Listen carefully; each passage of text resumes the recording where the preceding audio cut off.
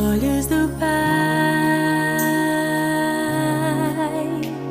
Você é uma obra-prima que Ele planejou.